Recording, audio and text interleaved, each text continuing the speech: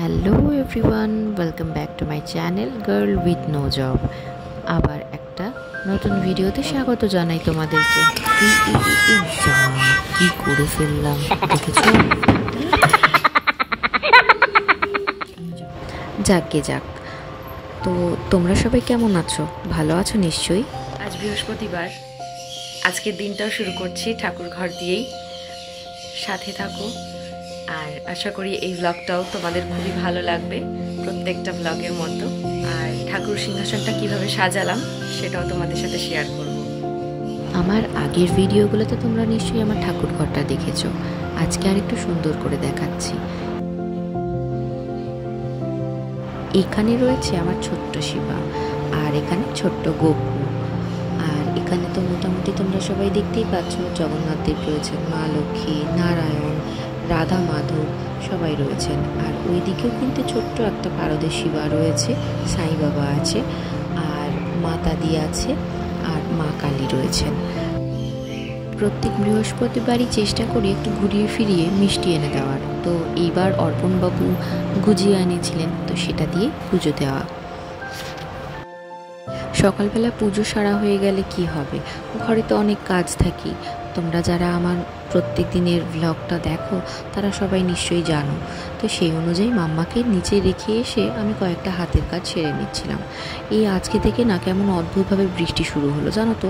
আগের দিন রাত্রেও দেখছি প্রচণ্ড বৃষ্টি হচ্ছিল, ওপরে একটা জামা কাপড় শুকোচ্ছে না। তাই অর্পণ আমাকে একটা একটা করে জামা কাপড় ভালো করে চিপে এনে দিচ্ছে, আর আমি মেলে রাখছি।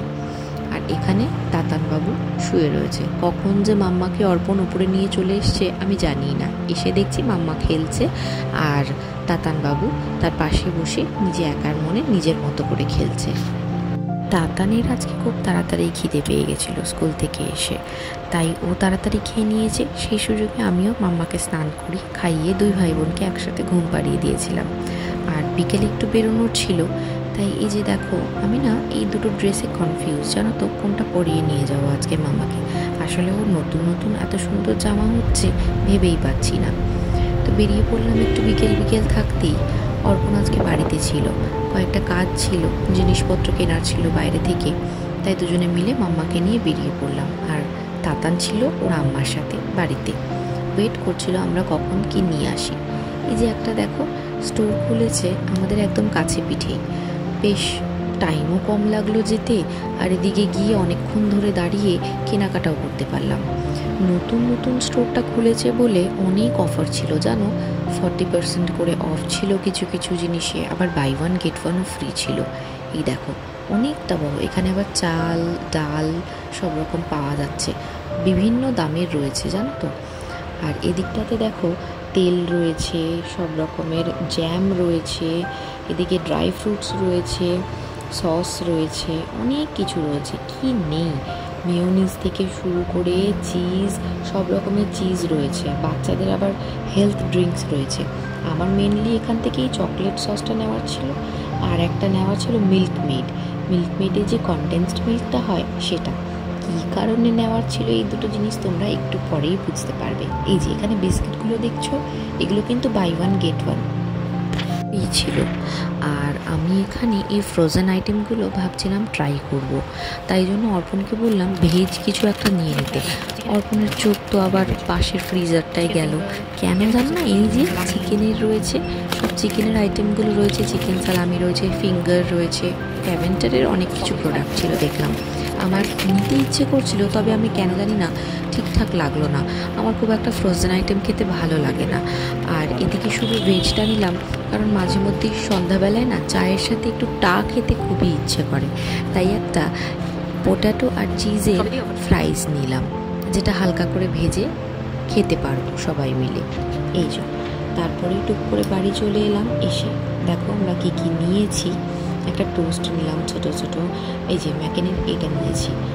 এটা জানি না কেমন হবে, যখন খাবো তোমাদের সাথে শেয়ার করবো অবশ্যই। এই যে আমুলের একটা চিজ নিয়েছি, দুটো পোটাটো ক্র্যাকার্স নিয়েছি, একটা ব্রেড নিয়েছি, আচ্ছা ওরাল বির একটা ব্রাশের সেট নিয়েছি, মিল্কমেড নিলাম একটা, আর হচ্ছে ওই চকলেট সস ওটা নিয়েছি। আপাতত এই কটা জিনিসই নিয়েছি, যা যা দরকার ছিল সে কটা। আর এই যে ওরিও বিস্কিট কয়েকটা এনে রেখেছিল অর্পণ। আমি আজকে একটা খুব সুন্দর আইটেম বানাবো, যেটা ভীষণ ভালো একটা ড্রিঙ্কস। আমার তো খুব পছন্দের ছিল, তোমাদের নিশ্চয়ই পছন্দ হবে। কি বলো তো এটা? গেস করে কিন্তু আমাকে নামটা বলতে হবে কমেন্ট সেকশানে। ওরিও বিস্কিট নিয়েছি, আর মিল্ক মেড ছিল, চকলেট সিরাপ ছিল, একটু কোকোয়া পাউডার ছিল। এই দেখো 2 চামচ মতো আমি কনডেন্স মিল্ক দিয়েছি, তার মধ্যে কাঁচা দুধ, ওটাকে ফুটিয়ে নিইনি কিন্তু। চকলেট সিরাপ দিয়েছি বেশ কিছুটা, আর কোকোয়া পাউডার দিয়েছিলাম 1 চামচ। এই যে কাচের বাটিতে যে গুঁড়োটা দেখছো না, এটা কিন্তু ওরিও বিস্কিটের গুঁড়ো। 3টে প্যাকেট ভালো করে গুঁড়ো করে নিয়েছিলাম, তার মধ্যে এই মিশ্রণটা আমি দিয়ে দিলাম। তারপর দিলাম কিন্তু কাঁচা দুধ, দিয়ে ওটাকে হালকা হাতে চামচের সাহায্যে ভালো করে একটু ঘুরিয়ে নেব। আমি আর মিক্সিতে দিলাম না। তারপরে আরেকটা বিস্কিটের প্যাকেট একটু বড় বড় করে ক্রাশ করলাম।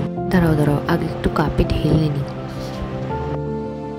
এ বাবা, ঢালতে গিয়ে পড়েই গেল, দেখেছো?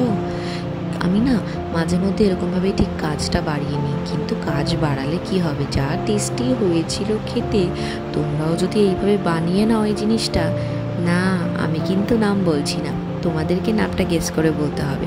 তবে এটা KFC-তে অনেক আগে পাওয়া যেত, আর এখন আর পাই না, জানো তো, তাই জন্য বাড়িতেই বানালাম। তাহলে কিন্তু আজকের জন্য এটা টাস্ক রইল তোমাদের, কেমন? তোমরা কিন্তু অবশ্যই আমাকে জানিও এটার নাম কি। দাতান মশাইয়ের খুব ভালো লেগেছে। আচ্ছা চলো, আজ টাটা, আবার দেখা হবে নেক্সট কোনো ভিডিওতে। সবাই খুব ভালো থেকো, ততক্ষণের জন্য চ্যানেলটা সাবস্ক্রাইব করে নিও। ভিডিওটা ভালো লাগলে লাইক করো, কমেন্ট করে শেয়ার করো। টাটা।